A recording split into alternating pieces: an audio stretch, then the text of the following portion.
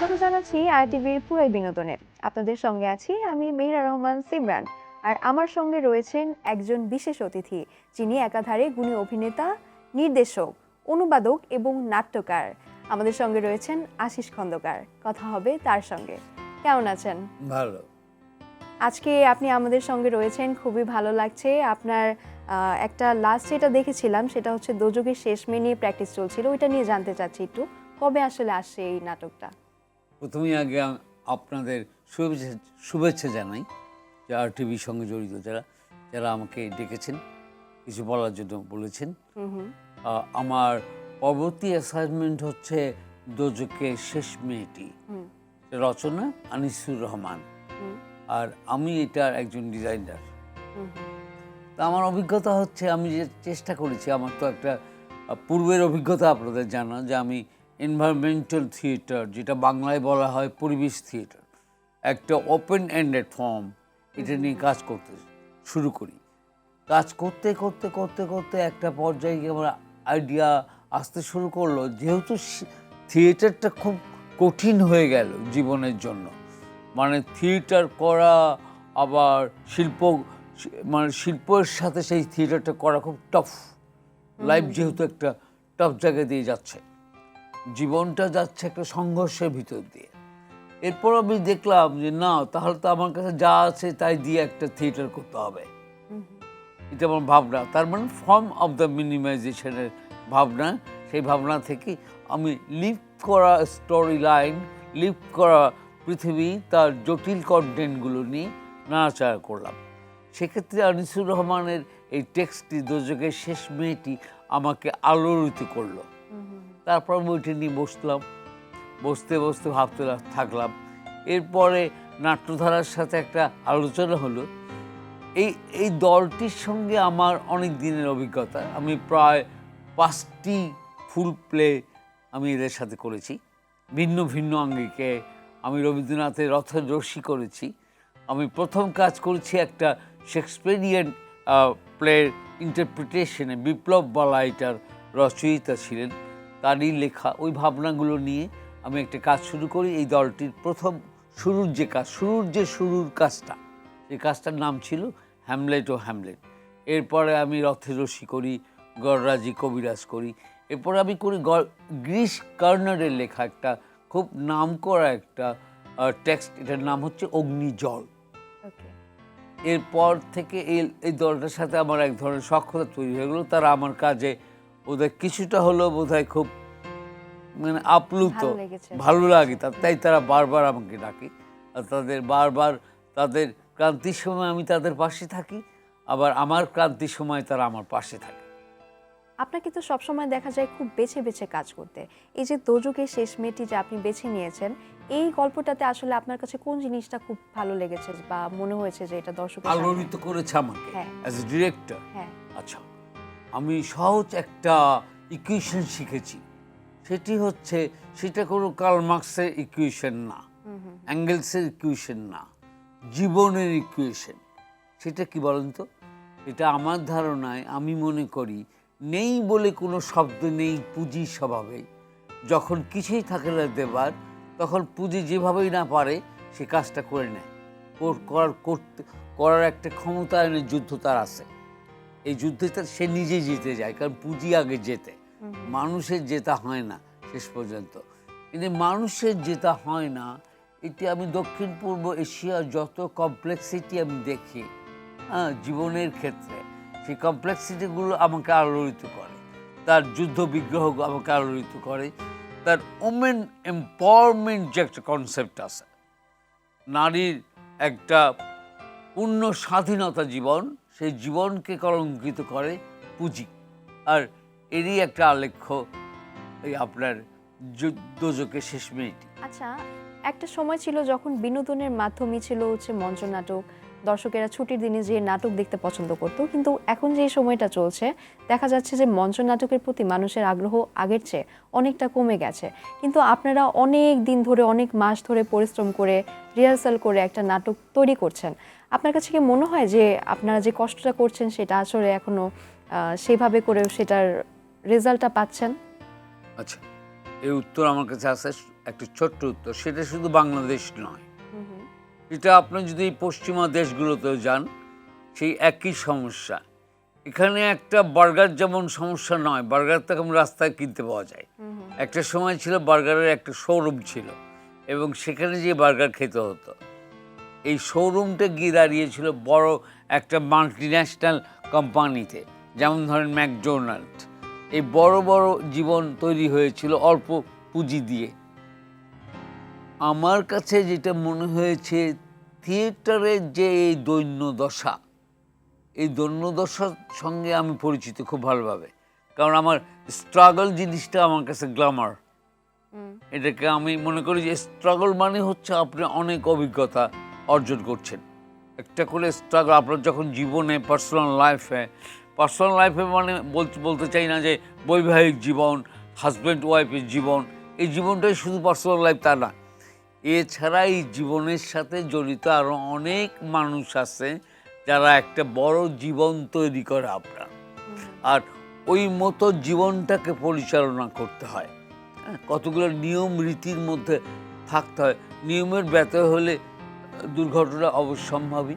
তো থিয়েটারের ক্ষেত্রেও এটাই হয়েছে। থিয়েটার হয়েছে কি একটা পভার্টির সাথে এর একটা যেন গাঁটছড়া বাঁধা আগে থেকে, কিন্তু এমনটি কিন্তু থিয়েটারের অবস্থা তার নয়। থিয়েটার কিন্তু একটা এটাকে বলতে হয় মাদার অফ আর্ট। এখন আপনি ফিল্ম করেন, কিন্তু আপনার যদি থিয়েটারের অভিজ্ঞতা থাকে তাহলে ফিল্মটা আপনার সহজ হয়। আমি আমার মনে করি আমার জীবন, আমার ফিল্মের সার্থকতা যতটা এসেছে, ফিল্মে আমি যতটা রাইজ করতে পেরেছি আমার কাজে কমে, কিন্তু এর মাদার বোর্ডটা হচ্ছে থিয়েটার হচ্ছে আমার তৃণভূমি, যেখানে আমি রাখাল, আমি মেষ চড়াই। আচ্ছা, আমরা যেটা জানি যে থিয়েটার কিন্তু অভিনয়ের আঁতুড়ঘর, কিন্তু এখন যেটা হচ্ছে দেখা যাচ্ছে যে অনেকে মঞ্চে প্র্যাকটিস না করে বা অভিনয় করে টিকটক থেকে এসে অভিনয় শিল্পী হয়ে যাচ্ছেন, বা কেউ দেখা যাচ্ছে যে ফেসবুকে খুব ভাইরাল, সে এসে সিনেমা করছে। আপনার দৃষ্টিতে আপনি এই জিনিসগুলো আসলে কিভাবে দেখছেন, বা আপনার কাছে কি মনে হয় তাদের ক্যারিয়ারটা দীর্ঘস্থায়ী হয় কিনা? না, আসলে থিয়েটার একটা দীর্ঘস্থায়ী ক্যারিয়ার তৈরি করে, এটা আপনাকে মানতেই হবে। শেষমেশ ঘরে ফসল তুলতে হয়। আপনি যদি চোখটা একটু দেখেন, তাহলে পৃথিবীর যত বেস্ট অ্যাক্টরদের আপনি দেখতে পান ফিল্মে। এই ফিল্মের এই অ্যাক্টররা তাদের মূল পাটাতনের সামনে দাঁড়িয়ে থাকার যে তাদের যে অভিজ্ঞতা, নিজেকে আবিষ্কার করার যে অভিজ্ঞতা, সেটা তারা পেয়ে থাকে থিয়েটার থেকে। থিয়েটার হচ্ছে বেসিক্যালি, আমি বলেছি আগে, মাদার অফ আর্ট। শিল্পের যতগুলো শাখা আছে, এই আতুর ঘর যে বলছেন আপনি, খুব সুন্দর লাগলো ওয়ার্ডটা। হ্যাঁ, এটা একটা আতুর ঘর, যেখানে আপনার বলিষ্ঠ সন্তান জন্ম দেওয়া যেতে পারে। বলিষ্ঠ সন্তান বলতে আমি যেটা বোঝাচ্ছি যে আপনার একটি ভালো থিয়েটারকে জন্ম দেওয়ার ক্ষমতা, এটা একটা অনেক বড় একটা কৃতিত্ব। আমি সেই কাজটাই করি, এটা আমাকে ভালো লাগে, ভালোবাসি। আমি ফিল্ম ভালোবাসি, আমি থিয়েটার ভালোবাসি, আমি এক কথায় শিল্প ভালোবাসি, শিল্প করি। এই যে আজকালকার যুগে সবাই শুধু ভাইরালের পেছনে ছুটছে, কে কখন কিভাবে ভাইরাল হবে, কার কত বেশি ফলোয়ার বাড়ানো যায়, এরকম একটা চিন্তা ভাবনা কাজ করে অভিনয় শিল্পীদের মধ্যে। আপনার কাছে কি মনে হয় এটা আসলে সংস্কৃতির জন্য কতটুকু ক্ষতিকর? এটা পুঁজির দৌরাত্ম্য। পুঁজি এক লাগামহীন ঘোড়া। ও এমনি যে কোনো জিনিসই দেখেন না। ছোট্ট উদাহরণ দিই, আপনি ধরেন একটা পোস্টার ক্যালেন্ডার করবেন, সেই পোস্টার ক্যালেন্ডার একটা মাল্টিন্যাশনাল কোম্পানি, এবং ওই পোস্টারটা করার জন্য আপনার সৃজনী বুদ্ধিবৃত্তির দরকার নেই। হ্যাঁ, আপনার আপনি একটা এই কম্পিউটার থেকে ওই কম্পিউটার 6টা-7টা ছবিকে জোড়া দিয়ে তারিখগুলো ঠিকঠাক লিখে গিয়ে, যে তারিখ আগেই কম্পোজ করা আছে, কারণ ওই একই তারিখ থাকে, দুটো একটা একটু পরিবর্তন হয়। কিন্তু এইটা খুব সহজ হয়ে গেছে, কিন্তু এর পুঁজির অনুসন্ধান যদি করেন, এর পুঁজির আয়োজন হয় অনেক। মানে একটা ক্যালেন্ডারের কাজ ছাপিয়ে আপনি যে আয় করলেন, একটা গ্রাবিয়েল গার্সিয়া মার্কুইস পড়ে কিংবা সেটার একটা নাট্যরূপ তৈরি করার জন্য যে পরিশ্রম দিয়ে আসলেন, যে সেটা আপনার পক্ষে সম্ভব হয় না। অতএব আমি বলেছি পুঁজি কিন্তু সব করে। আজকে যে টিকটক যত কিছু দেখছেন সব পুঁজি। আজকের যে ফেসবুক আপনি দেখছেন সেখান থেকে আয় হয়, ইউটিউব থেকে আয় হয়, আপনার বিভিন্ন জায়গা থেকে যে সব টাকা আপনি অর্জন করে থাকেন, সেটা আপনি কি মনে করেন সেটা কাজের ওজন অনুযায়ী হয়? একদমই না। তাহলে ব্যাপারটা হয় কি, যে এমন একটা জায়গা থেকে আপনার আয় হলো, সে আয়টা কেমন যেন একটু নিঃসঙ্গ। আপনার আয়টা করে অনেকগুলো টাকা পেয়েছেন আপনি, কিন্তু শান্তি পেলেন না। কিন্তু একটা থিয়েটার আপনাকে অনেক শান্তি দেয়, একজন শেক্সপিয়ার আপনাকে অনেক প্লিজ করে, একজন রবীন্দ্রনাথ আপনাকে অনেক প্লিজ করে। তো আপনার এক ধরনের আভিজাত্য আপনাকে অহংকারী করে, অহংকারী not a bad sense, artistic এক ধরনের প্রাইড তৈরি করে আপনার ভিতর। আচ্ছা, আপনি তো অনেক বছর ধরে অভিনয় করছেন। একদম যদি শুরুর দিকে জানতে চাই, জীবনে প্রথমবার কখন অভিনয়ের প্রতি আগ্রহটা আসলো বা কি করে আসলো? ও সে সে তো অনেক বছর, যখন আমার বয়স ছিল 10 কি 12। আমার পারিবারিক যে বড়টা ছিল সেটা অনেকটা সাংস্কৃতিক। আমার বাবা, আমার মা এটার সঙ্গে ছিল অতপ্রত জড়িত। অর্থাৎ আমাকে অ্যাক্টর হিসেবে বানানোর পিছনেও একটা কারণ আপনার দেখা যায়। মানে শিল্প সম্পর্কে আমার জানাশোনার জন্য আমার যে চেষ্টা, আমি যে চেষ্টা করি, সেই চেষ্টার প্রতি আমার পারিবারিক সমর্থন ছিল, তাদের সহযোগিতা ছিল।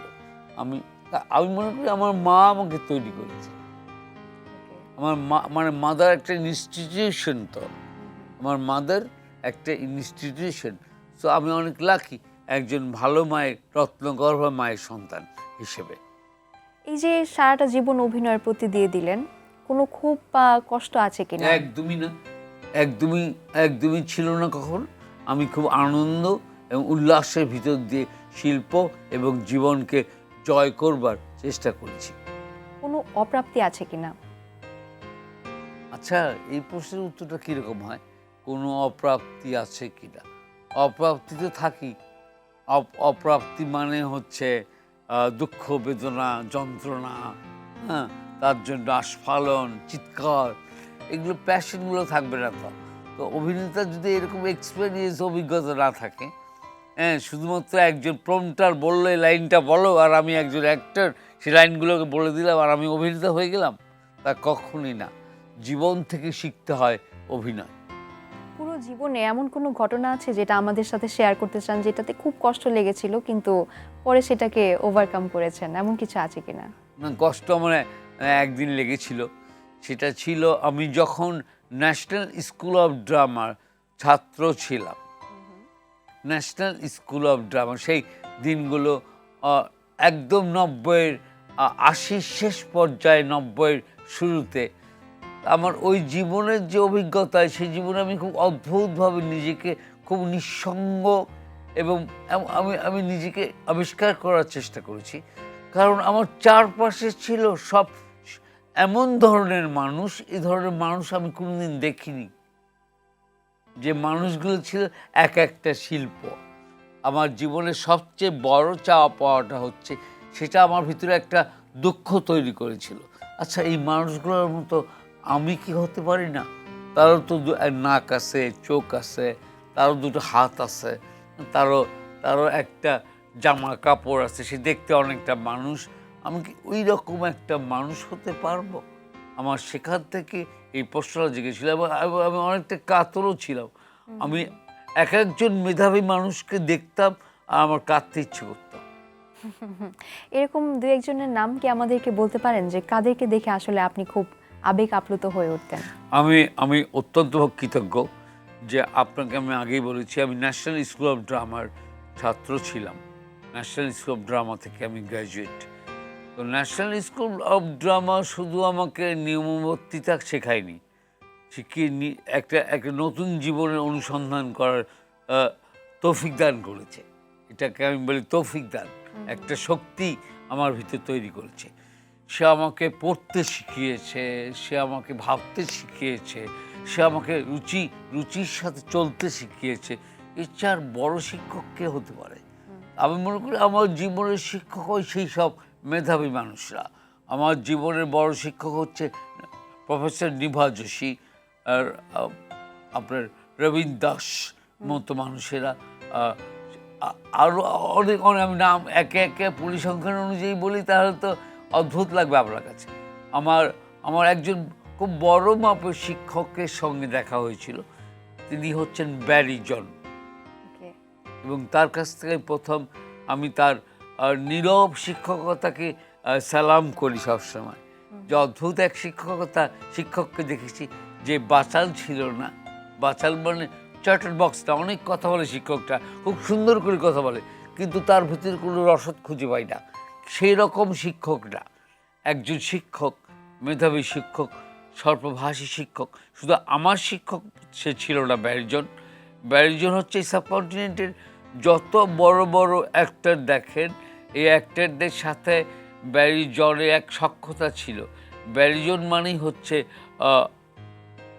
একটা industry, media industry, not only theatre, not only film, একটা বড় ধরনের শিল্প রসদশালা। আচ্ছা, একটু যদি জাতীয় চলচ্চিত্র পুরস্কারের দিকে আসি, এবছর আপনি খল অভিনেতা চরিত্রে অভিনয়ের জন্য হচ্ছে জাতীয় চলচ্চিত্র পুরস্কার পাচ্ছেন, এই অনুভূতিটা আসলে কেমন? খুবই ভালো। এই পুরস্কার আমাকে অনুপ্রাণিত করবে এবং আমি যেটা মনে করি, আমার মনে হয় সম্ভবত আমার যে স্ট্রাগল, আমি যে শিল্পের জন্য যে আমি আমি যে ক্রাইসিসের ভিতর দিয়ে বেরিয়ে এসেছি, সেখানে এই পুরস্কার আমাকে আমাকে আমাকে অনেকটা উত্তেজিত করে। মনে করি যে না, শেষ পর্যন্ত আমার চাওয়া পাওয়া বনে যাচ্ছে, আমি সঠিক রাস্তা ধরে হাঁটছি।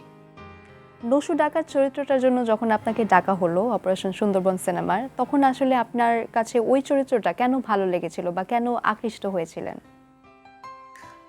চরিত্রটি আকৃষ্ট হওয়ার চেয়ে চরিত্রটিকে কেন্দ্র করে কিংবা নসু ডাকাতকে এটাকে একটা ফিল্মের আয়োজনের জায়গা থেকে চিন্তা করলে দেখবেন যেটা এটা একটা অনেক গভীর এবং খুব অত্যন্ত স্বতঃস্ফূর্ত একটা ট্রাই ছিল। অনেকগুলো বাচ্চা, যা অবাক করার মতো আপনার অভিজ্ঞতা, একটা বন, একটা জাহাজ, এবং সেই জাহাজের মধ্যে দীর্ঘদিন থাকা, তা থেকে ধীরে ধীরে একটা বড় মাল্টি কালার একটা বিশালত্ব ছিল। ট্রাভেলিং ইন ফিল্ম, এটা আমার জীবনের চাওয়া পাওয়া এবং ওই সময়গুলো ছিল অনেক বড়। এই ছবির যে ডিরেক্টর জুয়েল, আমার কাছে মনে হয়েছিল অভূতপূর্ব এক ব্যক্তিত্ব, মানে একটা ওপেন এন্ডেড একটা মানুষ, একটা ওপেন এন্ডেড কতগুলো বাচ্চা কাচ্চা নিয়ে, আরও কতগুলো মানুষকে নিয়ে সে একটা আয়োজন তৈরি করেছিল এবং সেই আয়োজনটা সাকসেসফুল হয়েছে। এটা আমি ছবির অভিনেতা হিসেবে সাকসেসফুল এই ছবির জন্য, যতটা এই জন্য আমি ছোট ছোট বাচ্চাদের কাছেও কৃতজ্ঞ। ওরা আমাকে অভিনয়ে ইন্সপায়ার্ড করেছিল। আমার নিজেরও তো তাই কথা, একই কথা।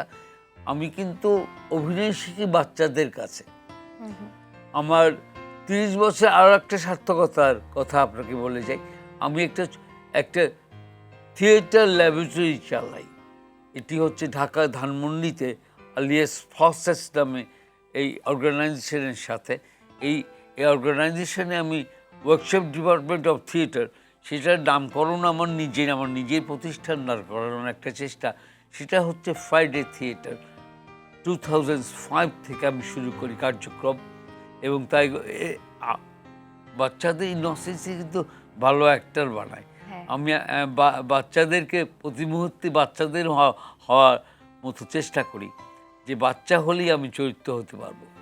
বিষয়টা তাই হয়েছিল অ্যাডভেঞ্চার সুন্দরবনের ক্ষেত্রে। ওদের কাছ থেকে আমি অ্যাক্টিংটা শিখি, ওরা যা পছন্দ করে তাই আমি নিজেকে অনুকরণ করার চেষ্টা করি। ওখান থেকে আমি ফিল্ম অ্যাক্টিংয়ের নির্যাস সেটা অর্জন করি। আচ্ছা, আপনি যখন শুটিং করছিলেন সেই মুহূর্তে কি আপনার কাছে কখনো মনে হয়েছে যে এটার জন্য আপনি জাতীয় চলচ্চিত্র পুরস্কার পেতে পারেন? না, এরকম আমার মনে হয়নি। তবে আমি আসলে বিষয়টা কি আগে থেকেই আমার এরকম পার্টিকুলার কোনো টার্গেট অফ গোল পলিসি করে অভিনেতা হওয়া যায় না। অনেক পলিসি করে না, ডাইনিং টেবিল সাজায়, সুন্দর একটা ফ্ল্যাট বড় ভাড়া করে, সেখানে এমনি এমনি প্রডিউসারকে দাওয়াত দেয়, আসেন খান, বসেন। এই কালচার আমার চর্চায় নেই। আমি চেয়েছি যে একেবারে একটা সঠিক রাস্তা ধরে অভিনেতা হিসেবে নিজেকে তৈরি করা। আচ্ছা, আপনি লাল মোরগের ঝুঁটিতে অভিনয় করেছিলেন, সেই সিনেমাও কিন্তু জাতীয় চলচ্চিত্র পুরস্কার পেয়েছে। আবার আপনার অভিনীত স্বল্পদৈর্ঘ্য চলচ্চিত্র ধর সিনেমা মনোনীত হয়েছে জাতীয় চলচ্চিত্র পুরস্কারের জন্য। এই যে আপনি যেই সিনেমাগুলোতে থাকেন সেটার একটা এই লেভেলে যাওয়া, এটা কি শুধুই মানে ভাগ্য নাকি অন্য কিছু? আপনার কি না মনে না, হয় ভাগ্য আসলে? কেন হবে? এটা হচ্ছে আমার আমার এটা সংখ্যা খুব কম, কিন্তু যারা আমাকে নিয়ে, যারা ফিল্মের চরিত্রে জানে যে একটা ফিল্ম কত দূর পৌঁছতে পারে, আর ওটার টেস্টটা কোন জায়গায় যেতে পারে।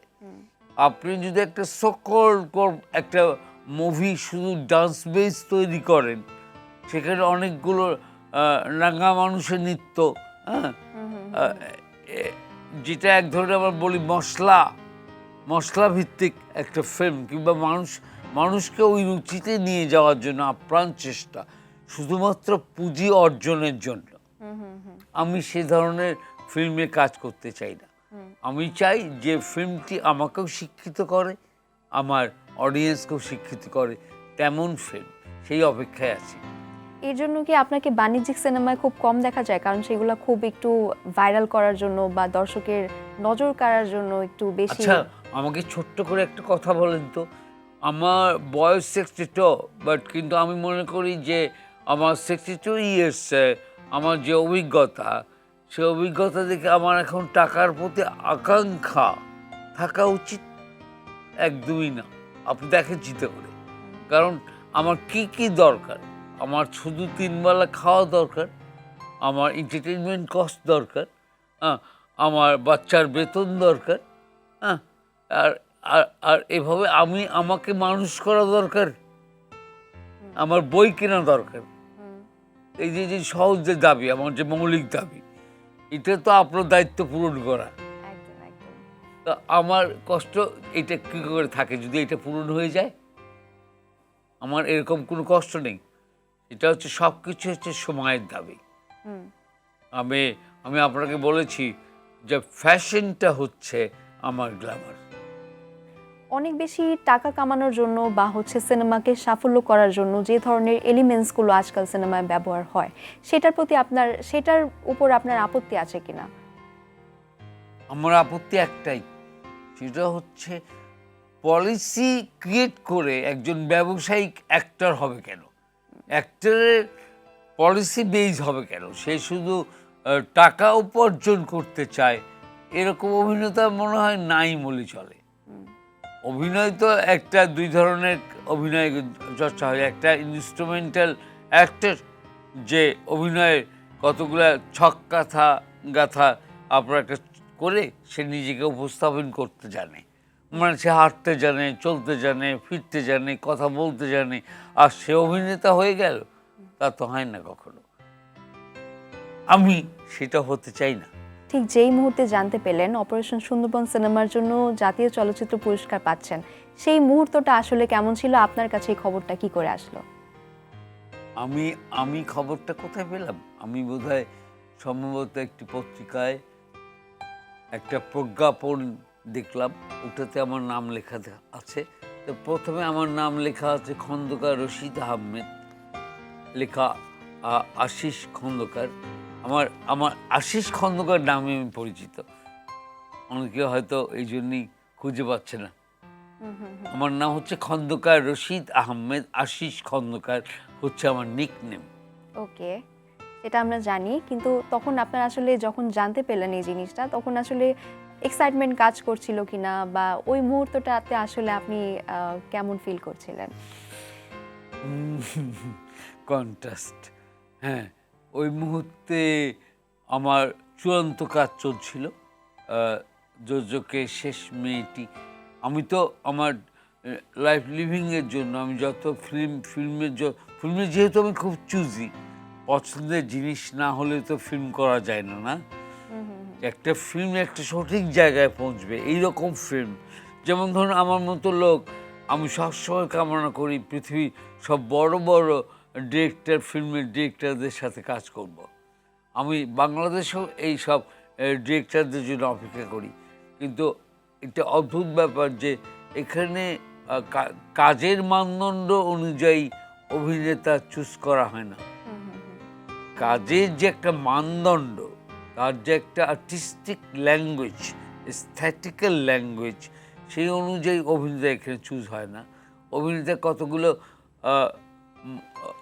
কতগুলো ট্র্যাজেডির শিকার হয়, যে অভিনেতা কনসেপ্টটাই আমাদের কাছে এটা শুধুই মাত্র একটা entertainment, entertainment, entertainment and entertainment, অথবা একজন ক্লাউন। কিন্তু আমার কাছে না, অভিনেতা আমার কাছে খুব গুরুত্বপূর্ণ একটা সত্তা। অনেকগুলো সত্তা হতে পারে, সেই একটা সত্তা পরিবর্তন হয়ে যেতে পারে, ট্রান্সফর্ম হয়ে যেতে পারে। এটার জন্য কি দরকার পড়ে, সেটা অর্জন করাটাই অভিনেতার কাজ। হ্যাঁ, এবারের জাতীয় চলচ্চিত্র পুরস্কারে সেরা অভিনেতা হিসেবে পুরস্কার পাচ্ছেন আফরান নিশো সুড়ঙ্গ সিনেমার জন্য, কিন্তু অনেক সাকিব ভক্ত এই জিনিসটা যখন সামনে এলো তখন খুব মন খারাপ করছে বা বলছে সাকিব খানকে প্রিয়তমার জন্য পাওয়া উচিত ছিল। আবার নিশু ভক্তরা বলছে যে ঠিকই আছে, সুড়ঙ্গ সিনেমায় নিশু যেটা করেছে তার প্রাপ্যটা, মানে তার জিনিসটা সে পাচ্ছে। আপনি এই বিষয়গুলো আসলে কিভাবে দেখছেন, এই আলোচনাগুলো? আমি আসলে শুনছি না, কিংবা এটা সম্পর্কে কোনো মন্তব্য করতে চাই না, কারণ করবো কেন, আমি তো বিষয়টার সঙ্গে সম্পৃক্ত না। বিষয়টা তো আমার জানার মধ্যে না, আমি নিজে কিছু জানি না। এটা নিয়ে আমার কোনো একেবারে আপনাকে একটা সঠিক উত্তর দেওয়া কি আমার পক্ষে ঠিক হবে? আমিও তো একজন অভিনেতা। আপনি তো নিশ্চয়ই প্রিয়তমা বা সুড়ঙ্গ সিনেমা দেখেছেন, আপনার জায়গা থেকে আসলে কার অভিনয় ভালো লেগেছে? অভিনয় জিনিসটা তো বলতে পারবেন না আপনি। আমি কোনো ফিল্মে ভালো অ্যাক্টিং করে যেতে পারি, আবার কোনো ফিল্মে আমার যে অ্যাক্টিংটা করার কথা ছিল সেটা আমি করি না। এরকম ট্র্যাজেডি আমার ক্ষেত্রেও আছে, পৃথিবীর সব বড় বড় অভিনেতার ক্ষেত্রেও আছে। তাদের কাজ তাদের নিজেদেরকেই ভালো লাগেনি। এক্ষেত্রে উত্তরটা হচ্ছে একেবারেই খুবই সিম্পল, যে যার জায়গা থেকে কাজ করে সম্মানের সাথে আমি সেই সম্মানটুকু দিতে চাই, সেটা যে বয়সেরই অ্যাক্টর হোক না কেন। আফরান নিশো যখন প্রথম সিনেমায় আসলেন তখন অনেকে এরকম মন্তব্য করেছেন যে নাটক থেকে যদি কেউ সিনেমায় আসে সেক্ষেত্রে সে ওরকমভাবে সফল হতে পারে না, কিন্তু আমরা যেটা দেখেছি যে নিশো তার জায়গায় খুব ভালো করেছে, অভিনয় করেছে এবং করছে এবং জাতীয় চলচ্চিত্র পুরস্কার পাচ্ছে। আপনার জায়গা থেকে আসলে এই বিষয়টা কি মনে হয় যে আসলে অভিনয়ের জন্যই যেই ধরনের কথা হয় আমাদের মাঝে মাঝেই সমালোচনা হয়, এই জিনিসগুলো আসলে ঠিক না? এটা থার্ড ওয়ার্ল্ডের মিডিয়া প্রবলেম। মিডিয়া স্টাডিজ পড়লে আপনার জিনিসটা বুঝবে। এটা কিন্তু একটা খুব একটা প্যাচের জায়গা। আরফান নিশো একজন খুব ভালো অ্যাক্টর, একটা অ্যাক্টর, আর দুটো অ্যাক্টর আছে, আরও তিনটা অ্যাক্টর আছে, কিন্তু এটাই শেষ কথা কি, আমরা আরও আরফান নিশো চাই। আমাদের টার্গেট এটাই হওয়া উচিত। শুধু একজন আরফিন নিশো না, আরও আরফিন নিশো এখন যে আরফিন নিশো এক্সিস্ট করছে এটা খুব positive. The actor is very cooperative. আমি যদিও তার সাথে আমার কাজ করার অভিজ্ঞতা হয়নি, জানি না এটা কেন হয়নি, কেন হয় না, এটা তো অদ্ভুত ব্যাপার।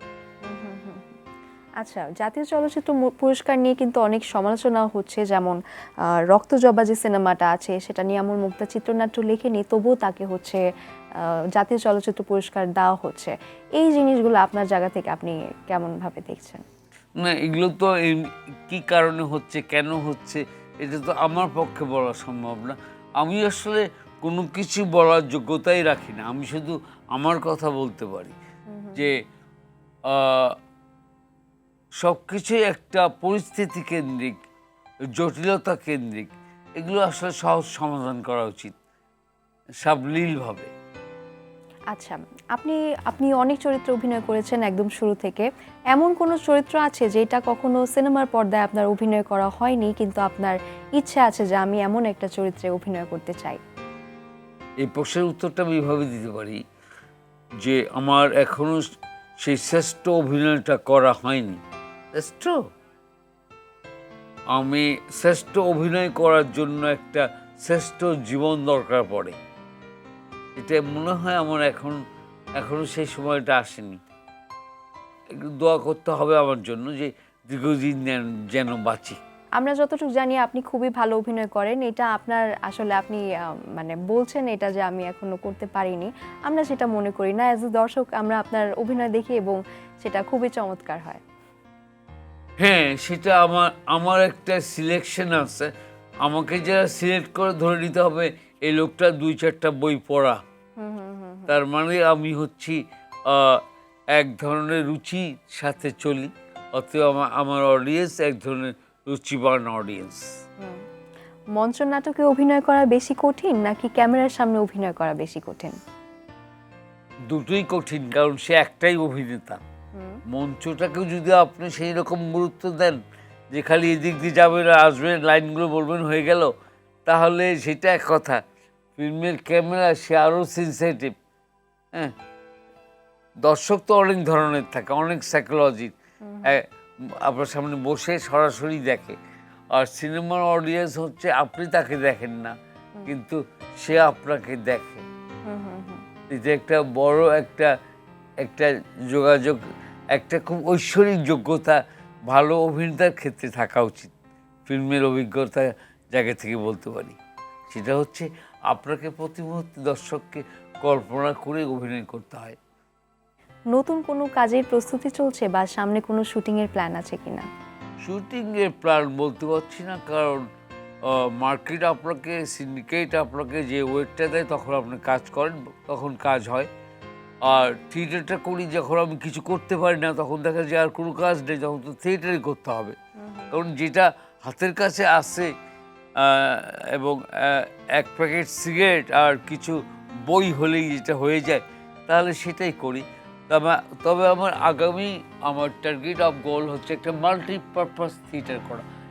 এইটা আপনার দেখা অডিয়েন্সকে একটু বলে দেবেন যে আমার এখনকার যে অ্যাসাইনমেন্টটা নাট্যধারা ঢাকার, এই অ্যাসাইনমেন্ট তাদের প্রযোজনায় আমি যে প্লেটা নিয়ে নামছি, এটা হচ্ছে লিভিং থিয়েটার কনসেপ্ট।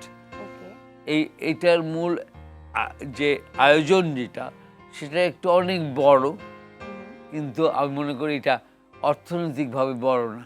এটা খুব কম খরচে একটা ছোট্ট ফ্যামিলি যেরকম চলে, ৬,০০০ টাকার ভিতরে একটা ফ্যামিলি নিজেকে সুন্দর এমন করে সাজায় যে আপনি বুঝতেই পারবেন না এই বাড়িতে গতকাল ভাত ছিল না।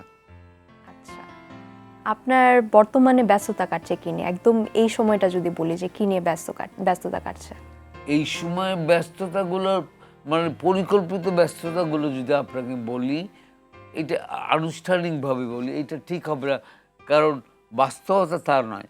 যতটা পারা যায় চুপচাপ কাজ করে যাওয়াই ভালো।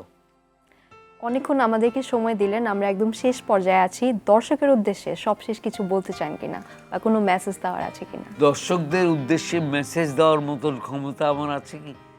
তারা নিজেরাই সব কিছু বোঝার ক্ষমতা রাখেন।